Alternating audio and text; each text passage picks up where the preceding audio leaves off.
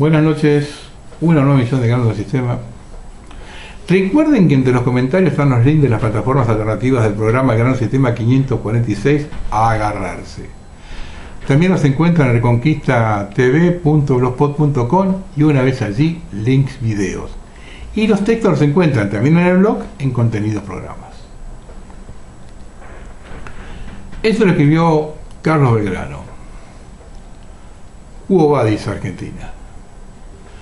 Conforme a nuestras últimas datas de hoy más temprano, en la patria se cuecen varias alternativas en aras de un torbellino que se presentará sin relevancia de cuál de todas las hipótesis que habla de acontecer y pondría a consideración del lector de inmediato.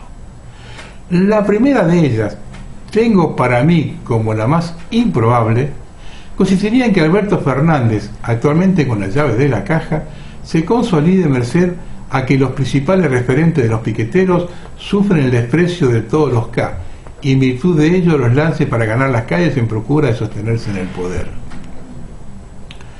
La segunda revestiría un desenlace bastante similar, pero con Cristina bajo la forma de esa vieja estatua de la alada victoria de Samotracia, esencialmente porque al igual que ese busto que enfrenta la entrada del Louvre, no tiene cabeza.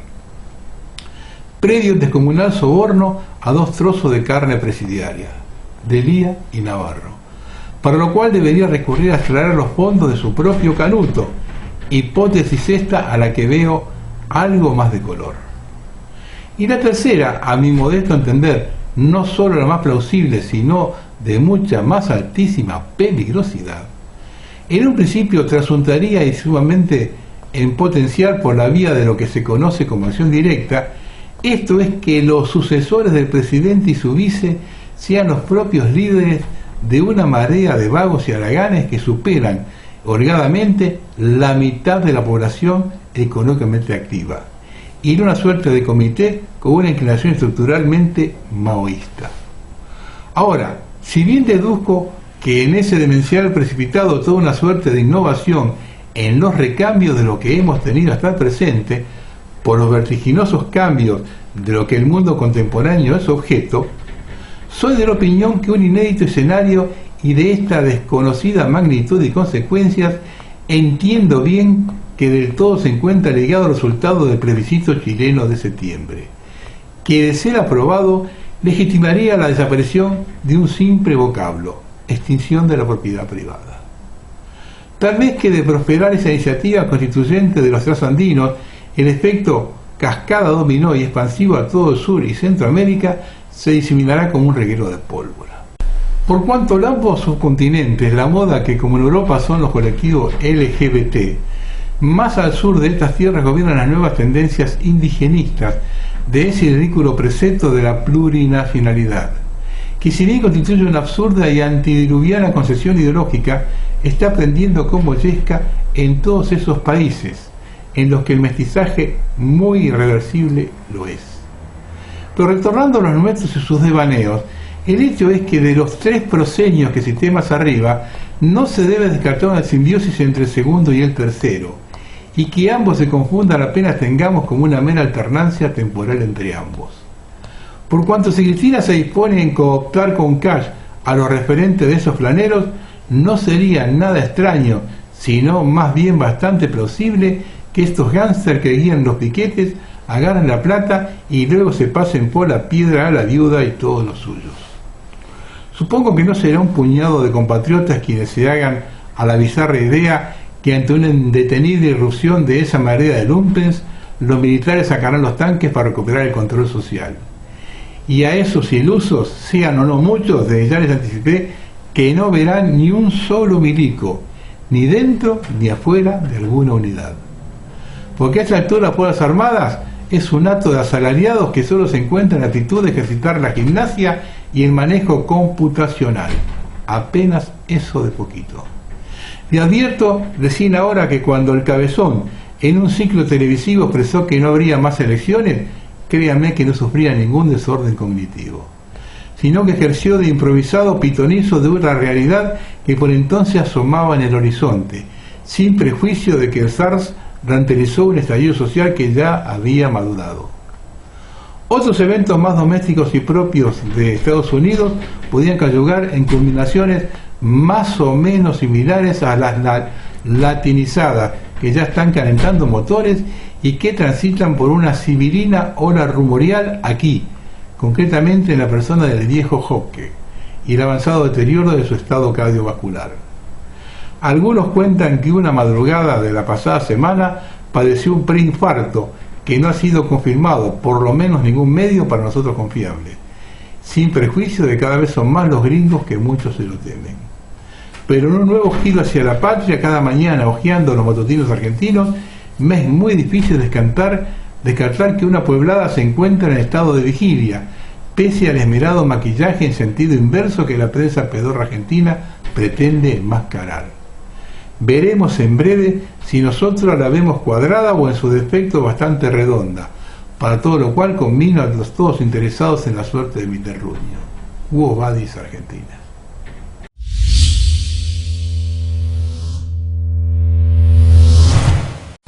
Una de las características de la sociedad argentina de esta época es sin duda la falta de responsabilidad. Se lo ve todos los días en todos los ámbitos. Todos trabajan por obligación y por el sueldo. Muy pocas veces se ve a alguien que hace algo con responsabilidad. Y no es un hecho menor, pues quien no hace algo por responsabilidad está dejando espacios vacíos que vaya a saber uno quién los cubre. Entramos en el terreno del que nadie se calienta por nada. Entonces no hay ninguna medida preventiva en ningún lado. Y cuando esta falta, la catástrofe está a la vuelta de la esquina. Un ascensor puede tener buenas fallas que se notan en el uso.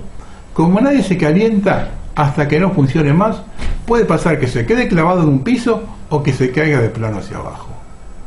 Y como todo aquel que tiene buena responsabilidad, tanto de ámbito privado como público, avisa cuando la cosa no funciona, no antes, estamos muchas veces en las manos de Dios que se produzca una catástrofe o no. Y hay que diferenciar entre no calentarse y la falta de responsabilidad, porque esta última es padre de la primera, porque el que es irresponsable no se calienta. La falta de responsabilidad, cuando es generalizada en una sociedad, conlleva la situación de que nadie se hace cargo de nada, porque como a uno no le interesa, comprende el desinterés del otro. Hoy la sociedad argentina está viviendo la situación de una desidia generalizada. Cuando decimos que tenemos el gobierno que se nos parece, cada vez que nos miramos hacia adentro comprobamos la certeza de esa apreciación. Un irresponsable puede acomodar medicamentos o alimentos sin tener en cuenta su fecha de vencimiento, y otro responsable puede distribuirlos, usarlos también sin tenerla en cuenta. Y ningún irresponsable puede juzgar a nadie por una irresponsabilidad, es decir, por algo que no tiene la menor idea que existe. Ningún gobernante mira más allá del tiempo de su propia gestión. Nadie encara una obra de la cual no corte la cinta. Esto es tremendo. Ningún país serio puede desarrollarse sin planificación a mediano y largo plazo. Hagamos un ejercicio. En una sociedad, desde el empleado de la más baja categoría hasta el gobernante. Si nadie se calienta por nada, no exige. Por lo tanto, que nos gobierne una casta dirigente y responsable es algo acorde con lo que es el pueblo argentino hoy. Es todo una cadena. Que un niño termine un ciclo escolar sin entender nada, no comprender lo que se lee, no tener respuesta a la pregunta más sencilla, es la mayor de las tragedias. Esos niños crecen, en algún momento tienen que asumir alguna responsabilidad y no están preparados para ello. Pero ¿qué decimos de los maestros que sabían cómo los niños terminaban la escuela y no les importó? ¿Podrán decir que las órdenes vienen de arriba? De acuerdo. ¿Quiénes son los de arriba? ¿Maestros como yo en la antigüedad? ¿Funcionarios votados por un pueblo a que no le importa nada? Y eso acontece en todos los ámbitos. Lo hemos visto recientemente con la pandemia. Nadie cuestionó nada. Todos cumplían un protocolo, independientemente si ese protocolo colisionaba con el juramento hecho en la universidad. La marea de responsables es el mundo a seguir, es el rumbo a seguir. Y así llegamos a 2022, donde en nuestro país, como nadie es responsable de nada, ninguno se hace cargo de los errores cometidos como gobernantes. En 1983, el gobierno militar dejó 46.000 millones de deuda y nadie se hizo responsable. 40 años más tarde, entre lo que se debe y lo que se pagó, llegamos al $1 billón, con un inventario de bienes públicos que no llega al 25% de lo que era al comienzo. ¿Alguien es responsable? Peor que eso, ¿alguien le exigió responsabilidad? De esa falta de responsabilidad se generó un 50% de pobreza y ya se perdió la cuenta de la indigencia. ¿Pero a quién le importa? Una última muestra de la falta de responsabilidad. Se robaron un tren completo en un ingreso a la ciudad de Córdoba. Las pérdidas fueron millonarias. Ocurrió en la ciudad de Córdoba, en la villa de Remedio de Escalada. Para frenar el tren pusieron troncos y lograron que los mismos dañen la cañería neumática de la formación, logrando frenarla. Una vez detenido el tren, aparecieron como hormigas y rompieron las boquillas de carga, provocando que toda la carga se caiga al piso. Se robaron una carga de más de 35 vehículos de maíz. Cabe destacar que esto pasa con bastante frecuencia. Menos mal que la esperanza ya está en marcha. Milei lleva medio año en la Cámara, pero no presentó un solo proyecto de ley. Se ausentó la mitad de las votaciones concretadas y solo habló una vez en la Cámara, en lo que va del año. Patético, al igual que el pueblo argentino.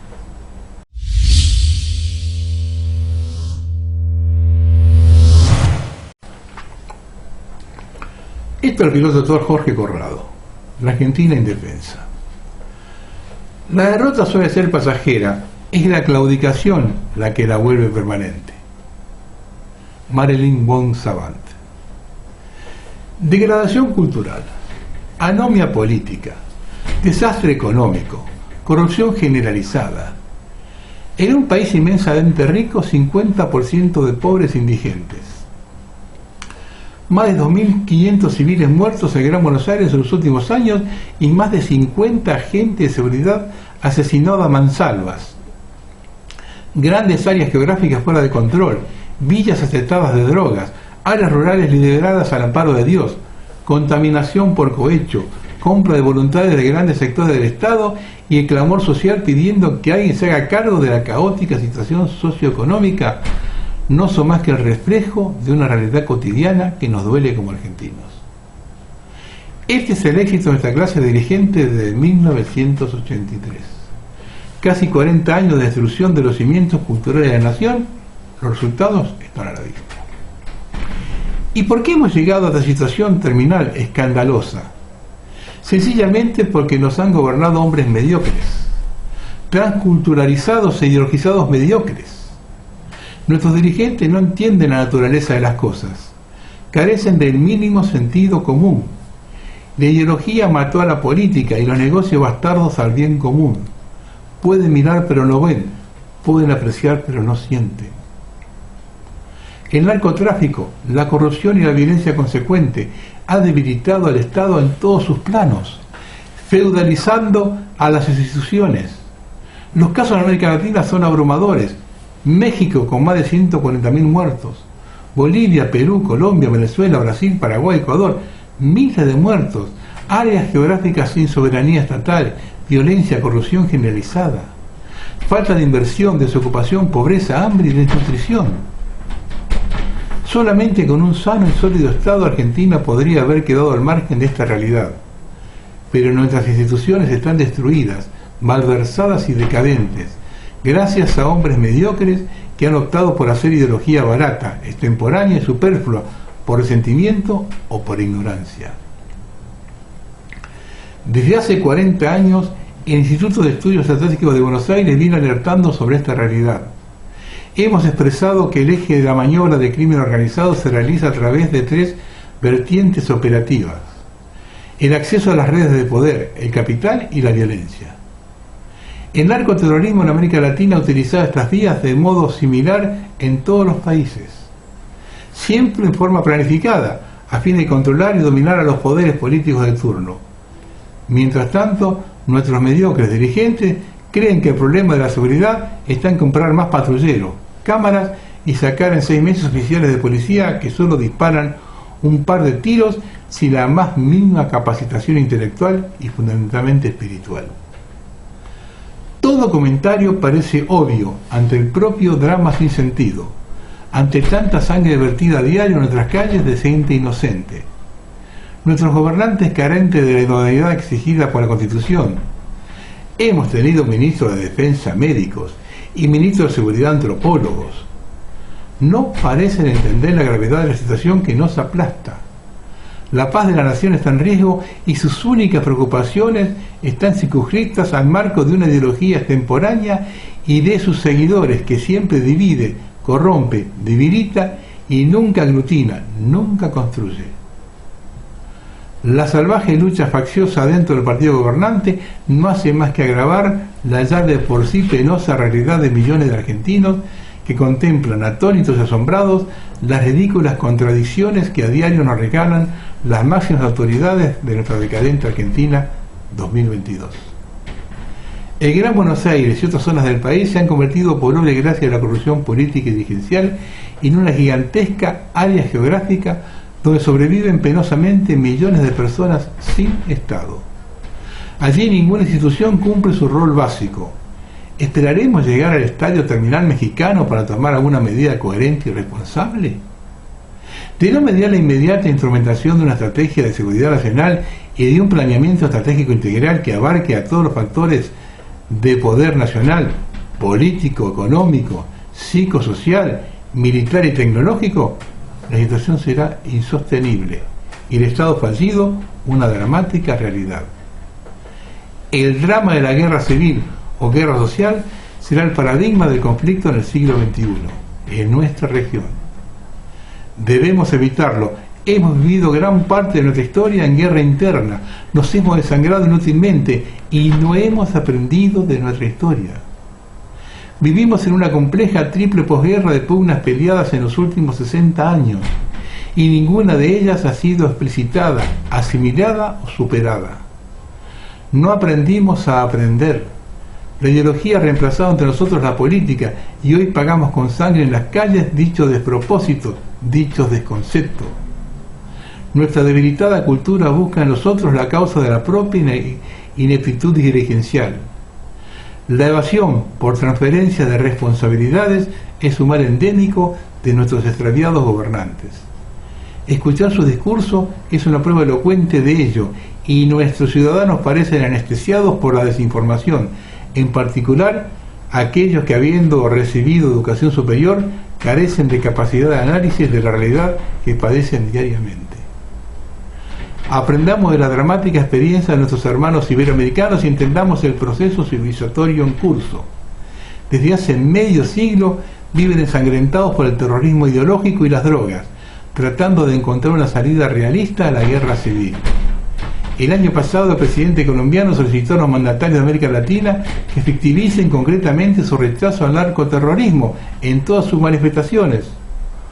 Obtuvo muy pocas respuestas. Algunos de sus vecinos y otros más lejanos están ocupados, no contestan. Están tratando de recrear el sueño de una internacional socialista latinoamericana, junto a los herederos de Fidel y a espaldas de sus mandantes, Foro de San Pablo mediante. Y lo que está en juego son los valores de nuestra Constitución de 1853, es decir, la libertad como principio rector de toda sociedad. En las calles de nuestro país se percibe tristeza, pesadumbre, desesperanza, fastidio, bronca. La violencia reemplazó al trabajo genuino y la dádiva planera al esfuerzo constructivo. El delito y la desintegración social son denominador común. En los últimos tiempos, los máximos responsables de la seguridad pública de la provincia de Buenos Aires, especialmente en Rosario, admitieron abiertamente su derrota. Con nuestros medios no podemos controlar la situación. El auxilio de una fuerza federal es la manifestación más acabada de la pérdida de poder de esas administraciones provinciales. Solo por tomar dos ejemplos. Los casi 90.000 miembros de las policías de esas dos provincias no fueron capaces per se de encauzar la situación. No tuvieron ni tienen una doctrina de seguridad actualizada para enfrentar el crimen organizado ni sus nefastas consecuencias. Ayer y hoy carecen de voluntad política para alcanzarlo, ni los conocimientos adecuados tomados de la experiencia internacional. No hay objetivos a corto, mediano y largo plazo. No hay liderazgo, equipos idóneos, cohesión espiritual de la fuerza, sistema judicial acorde a los tiempos que corren, donde la tecnología acelera el ritmo del tiempo y por ende la toma de decisiones. No hay ni hubo respaldo político, ni judicial, ni mediático al accionar integral de la fuerza. Todo se hace por reacción y extemporáneamente. Todo es parcial, secundario y superficial. Todo está en manos de mediocres. Y los resultados están a la vista.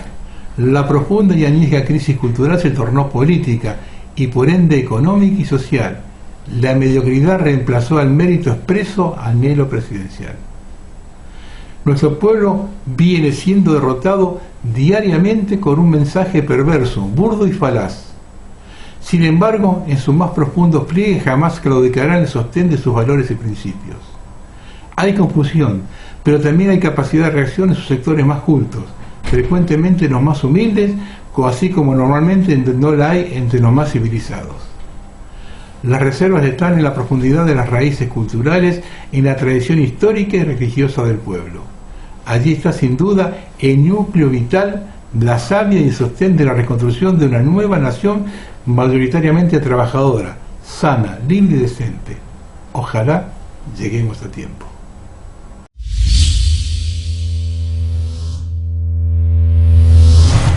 Y esto lo escribió Juan Carlos Quiroga. No dejes para mañana lo que puedas pensar hoy. El auge financiero se apropia de la sustentabilidad para implementar energías renovables con ingeniería y arquitectura contaminante ambiental.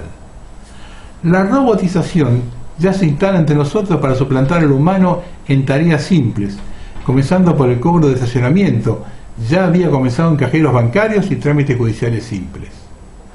Aprovechando nuestra confusión y apelando a nuestro entusiasmo por lo nuevo y el escapismo de nuestros problemas en el deporte, quieren confundir inteligencia artificial con robotización, usando de intermediarios a los medios que están ávidos de lectores que les den ingresos, tratando de captar visitas rápidas con títulos deslumbrantes, diciendo que FIFA en el Mundial de Qatar va a implementar inteligencia artificial para determinar el fuera de juego, cuando lo que se usa es un algoritmo de computadora, robot, que combinado con 8 o 10 cámaras y un transmisor dentro de la pelota, pondrá más rápido en las computadoras internas del VAR la posición de los jugadores para que el árbitro del mismo analice en forma después que el árbitro de campo. Los medios son usados como un catalizador de nivel de percepción humana, para introducir más control del sistema social de acuerdo a la mansedumbre y desconocimiento general. Las minorías son sobornadas, captadas dentro del circuito financiero, comprando patentes, empleando con contratos de alta confidencialidad y altas inversiones corporativas en lugares estratégicos. El camino está allanado para dejar el control y las tareas en las máquinas. Los gurúes informáticos y sociales nos mantienen observándolo con la boca abierta, asintiendo todo lo que dicen, como si fuera un destino irrevocable. Vamos a dejar que Lambda, Language Model of Dialogue Application, modelo de lenguaje para aplicaciones de diálogo en español, maneje e interprete todas nuestras decisiones en el ámbito social, orientándolas a los intereses de mercado. Nuestros hijos están expuestos a esto, porque muy pocos saben quitar el seguimiento digital que hacen las redes, y menos mantener el anonimato pasando por encima de sus contratos. Lambda, que tuvo fama cuando uno de los ingenieros que trabajaba con ella informó que a su parecer había tomado conciencia y lo hizo público, generando una polémica que Google no respondió, porque lo que pasó es que el programa, que está basado en redes neuronales, o sea, computadoras analógicas y digitales combinadas, que hacen una imitación de redes neuronales de propósito especial, tiene la suficiente velocidad y memoria para guardar las respuestas y preguntas más lógicas, adaptándose al interlocutor. Muchas décadas atrás nos sorprendimos cuando una computadora sincrónica, Deep Blue 1997, que cabía en una habitación, jugaba al ajedrez y le ganaba al campeón del mundo. Pero no dejaba de ser una computadora de propósito especial, dedicada solamente a jugadas de ajedrez.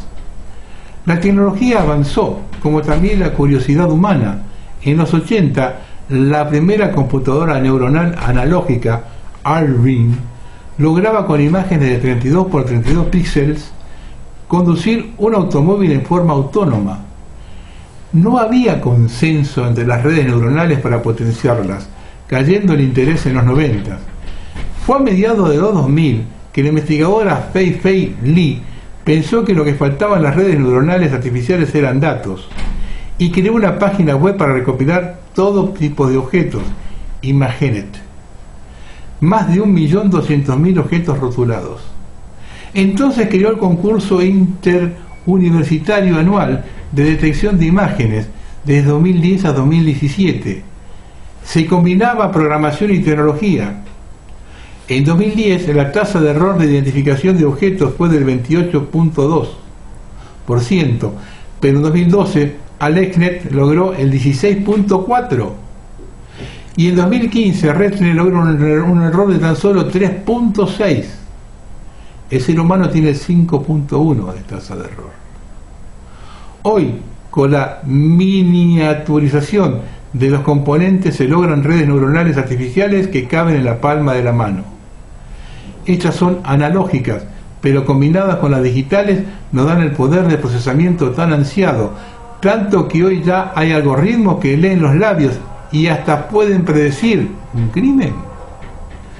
Todo esto es así porque nosotros mantenemos nuestras costumbres, repetimos parámetros sociales que la tecnología nos facilita para no esforzarnos, la mayoría de ocio y divertimento con un marcado incentivo a nuestro ego, con un sostén de placer individual para que no podamos ver la relación beneficio-costo. Por eso, muchos psicólogos sociales basados en este comportamiento salieron a aprovechar el desconocimiento para ganar fama solamente afirmando lo evidente y lógico, callando el aspecto superable. Nuestros sirvientes digitales necesitan alimentarse del sistema financiero social, por lo tanto, deben incentivar al sostenimiento del mismo, de todas las formas posibles. Este esquema dependiente hace que los datos valgan más que cualquier activo, haciendo que quien posea más poder sobre los mismos más se beneficie, provocando desequilibrios sociales. ¿Existe la posibilidad de salir de este remolino tan absorbente de exigencias digitales y financieras? Sí, cambiando ciertos parámetros y valores de intercambio, aunque equivale a colgarse del freno de mano de un sistema en el que algunos están disfrutando más que otros de la velocidad, y esos pocos no quieren sentarse a consensuar y desprenderse de sus ganancias, ni siquiera mostrarnos dónde está el freno. Por eso vivimos inmersos en la vorágine de nuestros propios deseos, acostumbrados a pagar por tener y cobrar para dar.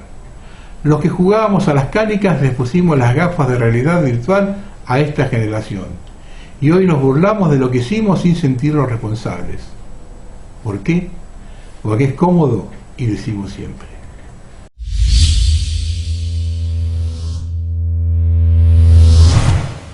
Esto lo publicó Prisioneros en Argentina, que es Cascada de Default. El primer país que ha dejado de pagar su deuda externa este año ha sido Sri Lanka, que agobiado por el excesivo coste de los alimentos y del combustible, atraviesa una profunda crisis política. Un conjunto de países que suman entre todos $250 billón de deuda se encuentran en riesgo de caer en suspensión de pagos, lo que podría sumergir al mundo en desarrollo en una cascada histórica de default. A medida que el coste de asegurar la deuda de los mercados emergentes contra el impago se eleva hasta el nivel más alto desde que comenzara el conflicto en Ucrania, los países que según el análisis en medio podrían verse abocados en un default son El Salvador, Argentina, Ghana, Egipto, Túnez y Pakistán, entre otros. El primer país que ha dejado de pagar a sus tenedores de bonos extranjeros este año ha sido Sri Lanka, que agobiado por el accesible coste de los alimentos y combustible se ve inmerso en un caos político, tras una serie de protestas. Los analistas de la compañía de servicios financieros Barclays PLC alertaron que la crisis de poder que vive el país insular, unida al hundimiento económico y la falta de productos de primera necesidad, podría repetirse en otro lugar del mundo en el segundo semestre de este año. Las poblaciones que sufren los altos precios de alimentos y la escasez de suministros puede ser un polvorín para la inestabilidad política, reza el informe. Según datos recopilados, el número de mercados emergentes con deuda soberana que se negocia en niveles angustiosos se ha multiplicado por más del doble en el último medio año, siendo ahora 19 países que suman una población total de más de 900 millones de personas. Algunos de ellos, como Sri Lanka y el Líbano, ya están en situación de default. También se advierte que el colapso financiero de un gobierno puede crear un efecto dominó, debido a los negociantes e inversores que empiezan a sacar los fondos de países con problemas económicos similares, acelerando de esta manera su caída. El fenómeno afecta sobre todo a los países más pequeños y con menos experiencia en los mercados internacionales de capitales. Mientras en todo el mundo se registran turbulencias políticas en medio de los costes disparados de los alimentos y la energía, los próximos pagos de bonos en países muy endeudados como Ghana y Egipto se ensombrecen más, ya que las autoridades pueden optar por utilizar el dinero para ayudar a sus ciudadanos. Para ilustrar su idea de cascada de impago, se enumeran varios problemas que atraviesan los mercados emergentes vulnerables de default.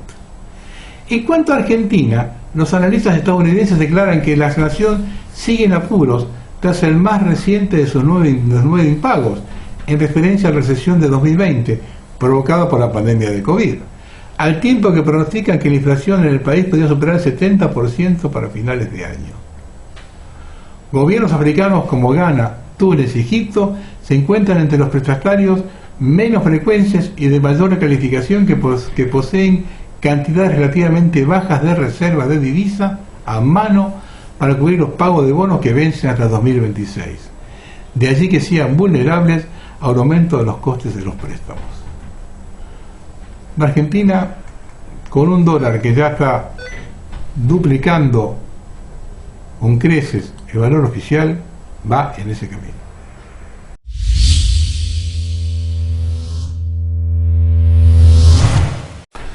Una cosita chiquitita de Argentina. China expande su producción de litio en Argentina y compra la compañía Litea ubicada en Salta.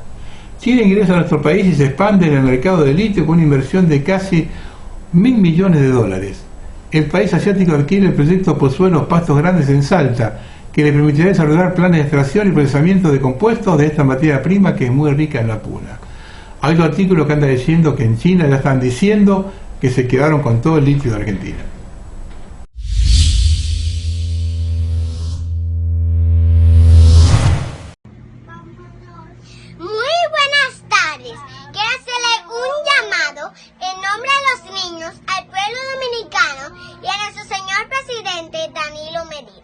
Con respecto a la ideología de género impuesta por el Ministerio de Educación recientemente.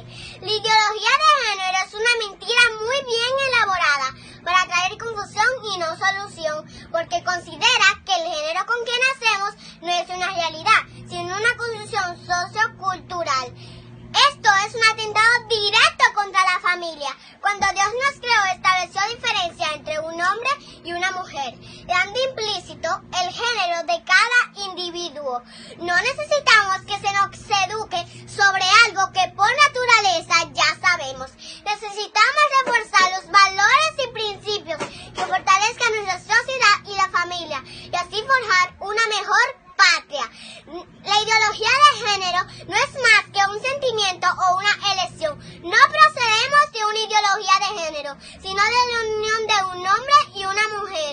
Cuando Dios creó al hombre, varón y hembra los creó, y les dijo: multiplíquense en la tierra.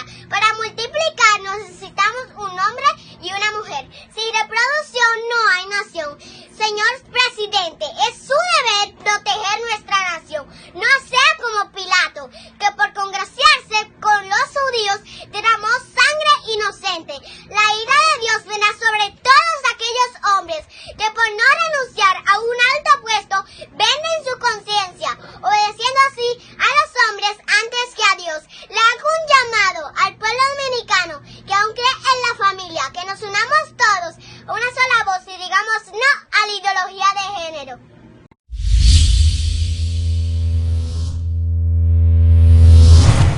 Una cosita sobre el cambio climático. Esta es una declaración de la SEC, de Richard Lindzen y William Happer. Carbono Collision.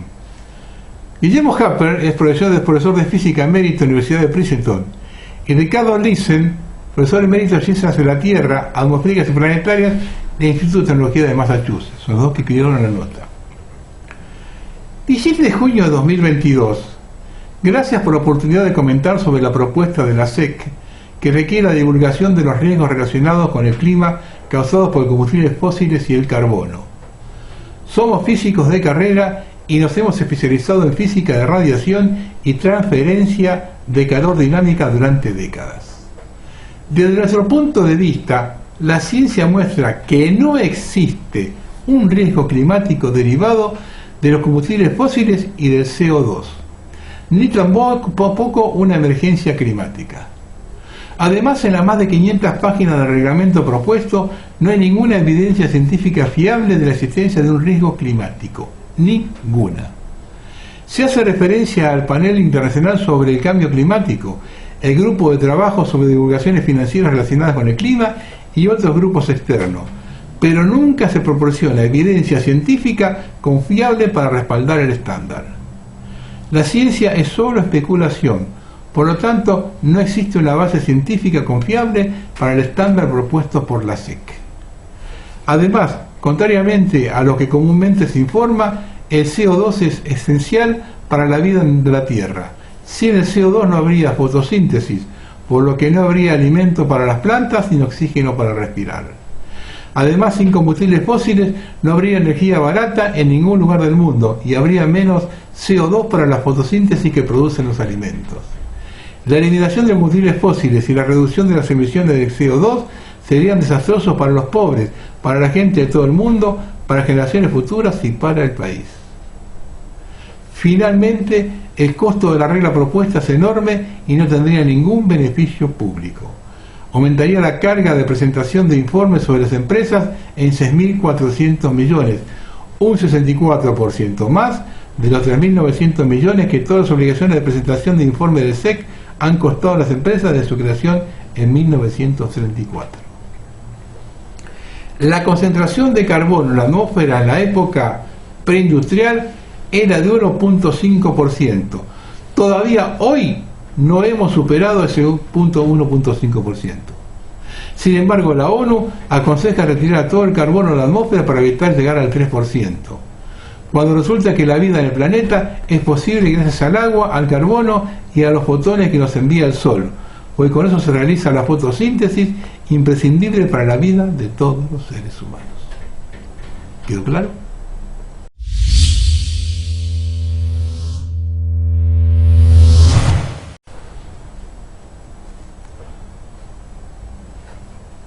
Los vendedores de la civilización, los ingleses. Esto publicó el diario.es. Agentes del Servicio Aéreo Espacial del Reino Unido en Afganistán mataron repetidamente a personas detenidas y hombres desarmados en circunstancias sospechosas, según una investigación de la BBC.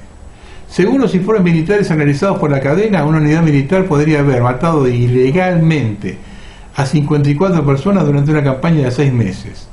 Además, la BBC dice haber obtenido pruebas que sugieren que el antiguo jefe de las fuerzas especiales, Mark Carleton Smith, no informó sobre estas pruebas a la Real Policía Militar, incluso después de que la Real Policía Militar iniciara una investigación sobre el asesinato del escuadrón SAS. El número total de muertos durante la misión de 6 meses del escuadrón alcanza al centenar de personas, pero en todas las incursiones analizadas por la BBC no se registraron heridos entre los agentes del SAS. Militares que se vieron con el escuadrón del SAS en ese despliegue dijeron a la BBC que fueron testigos de cómo los operativos SAS mataban a personas desarmadas durante las incursiones nocturnas. También aseguraron que vieron a los operativos utilizar una estrategia llamada armas arrojadizas, es decir, dejar abandonadas AK-47 en lugar de los hechos para justificar el asesinato de una persona desarmada. Estos son los reyes de la democracia y la civilización.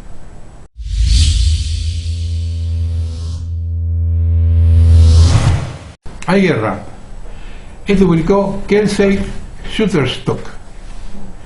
Es tan fácil distraerse en estos días con la avalancha de noticias que nos entierran en un lodazal de lodo.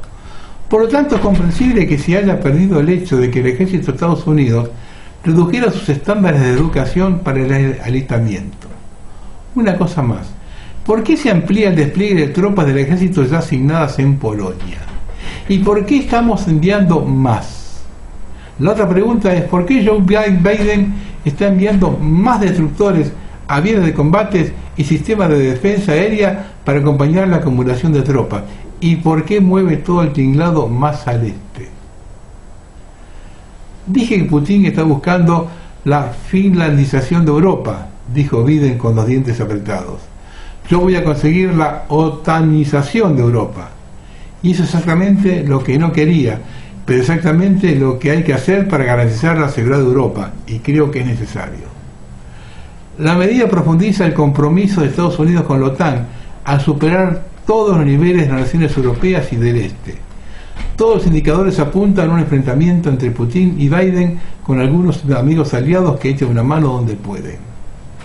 Podría ser que Biden esté siguiendo la dirección del ministro de Defensa de Eslovaquia, Jaroslav Nad, quien dijo: mi posición es que una vez que Rusia obtenga toda Ucrania, procederá más lejos.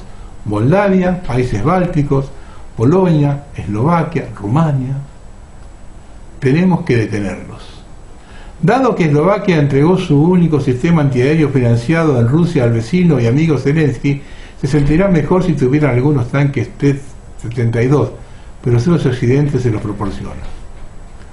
Una unidad de combate de brigada estadounidense también se dirige a Rumania para cumplir los deseos de Bucarest, ya que el ejército está establecido un cuartel general permanente en Polonia para incluir el quinto cuerpo, un batallón de apoyo de campo y un cuartel general de guarnición del ejército.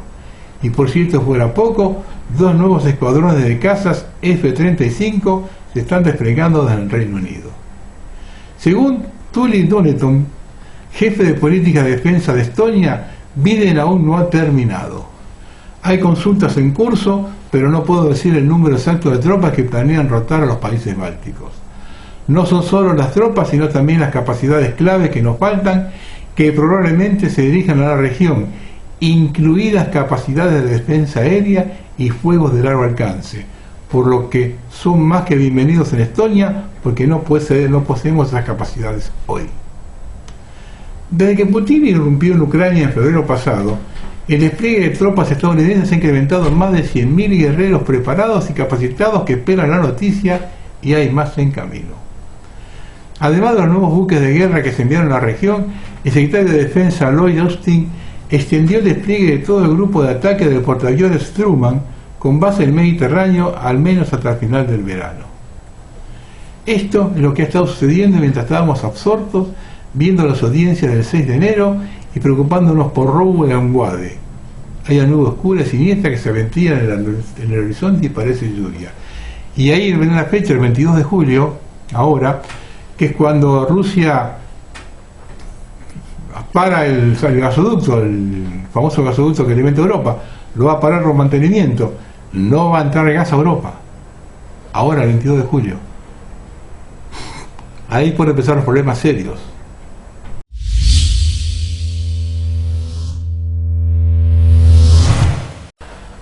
Unas apostillas de un siglo maravilloso. El glifosato, altamente relacionado con el cáncer, es encontrado en un 80% de las muestras de orina en Estados Unidos.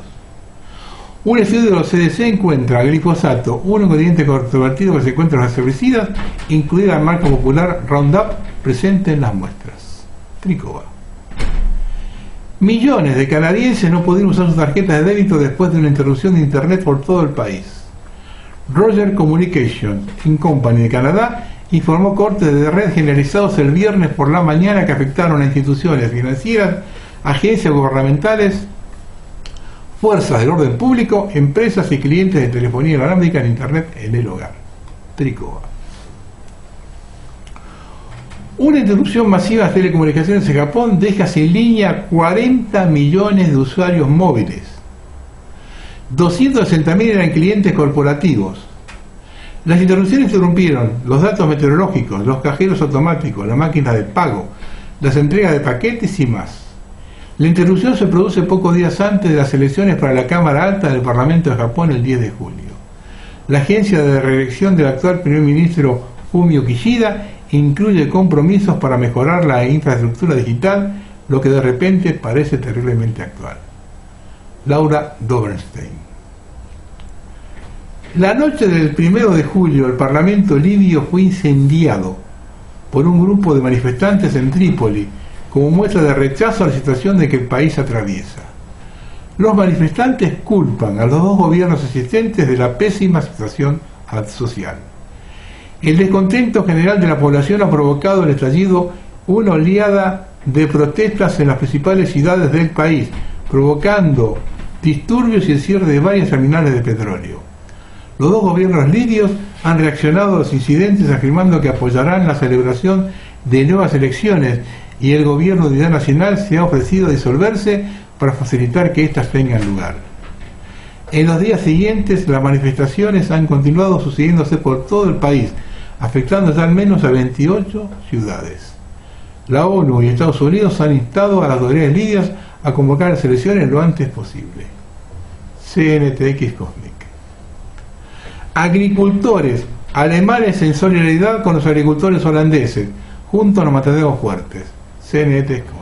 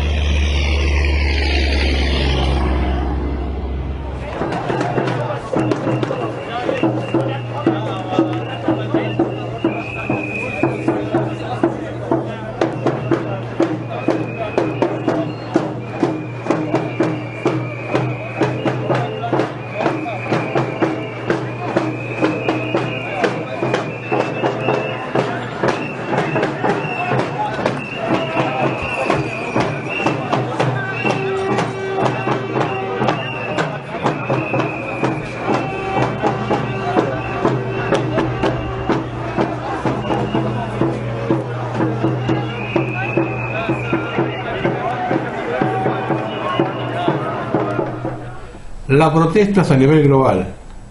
En Albania culpan al gobierno de la inflación, la corrupción y el declive económico y exigen la dimisión del gobierno. Albania.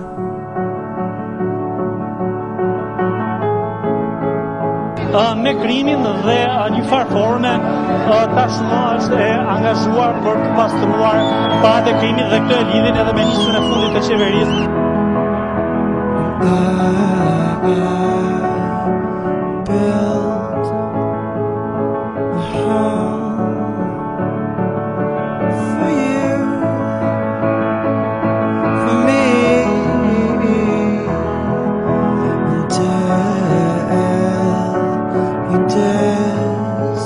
Los agricultores de la India también se están levantando ahora. Las medidas tomadas por los gobiernos apoyando la agenda del cambio climático que está diseñada a destruir a los agricultores. Si apoyas esta agenda, estás dándole poder al poder, aumentarán próximamente tu narración sobre esto, que no te mientan más. CNT.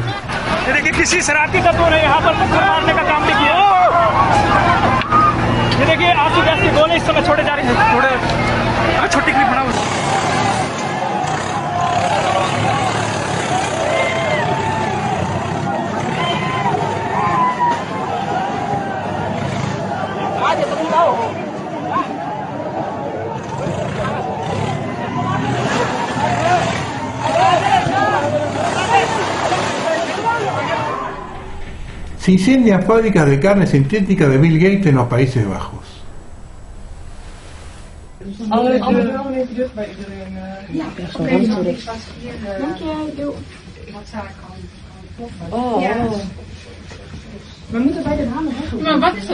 El banco de Henan, en la provincia china de Henan, tiene problemas de liquidez, lo que ha provocado protestas de los depositantes que no pueden retirar su dinero del banco o solo pueden hacerlo parcialmente.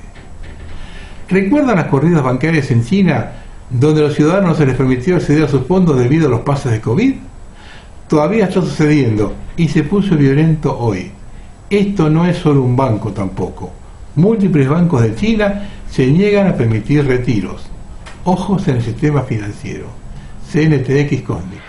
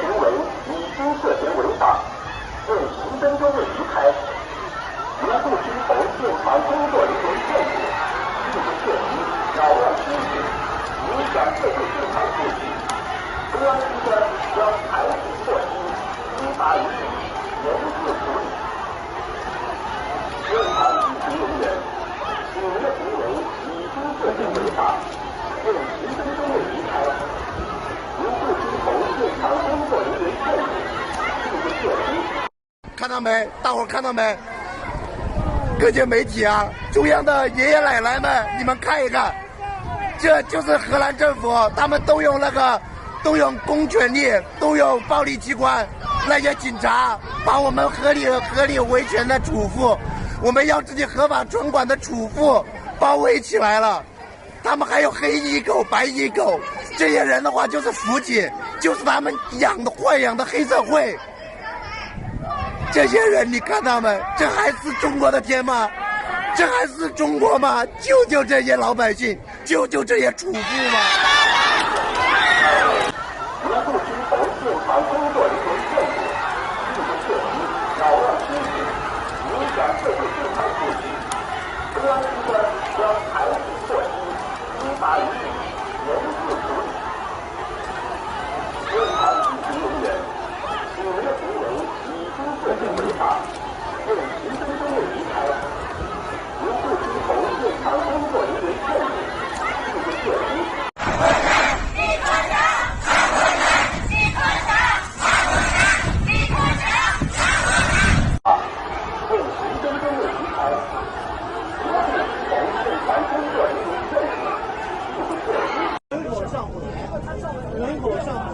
哎呀，我叫你講我咪先睇咩好你我佢哋要揾你見啊乜我買個我買個佢哋。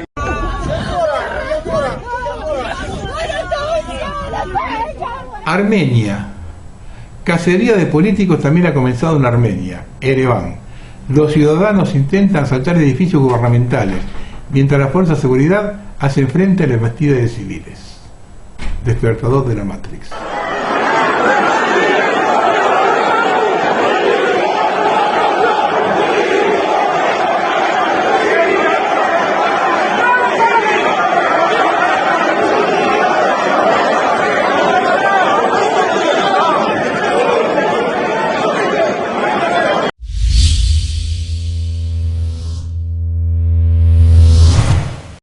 Vamos a terminar.